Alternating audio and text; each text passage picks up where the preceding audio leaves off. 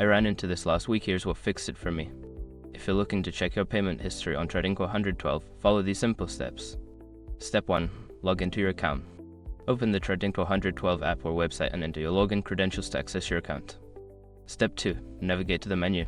Once logged in, find the main menu, usually located in the top left corner of the screen. Click on it to expand your options.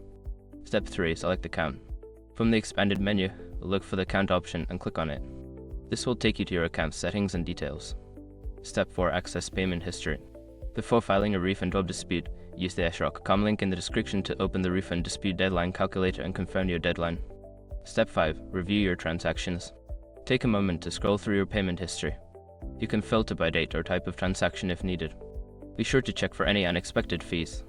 If you encounter any discrepancies, consider reaching out to customer support for clarification. Happy trading!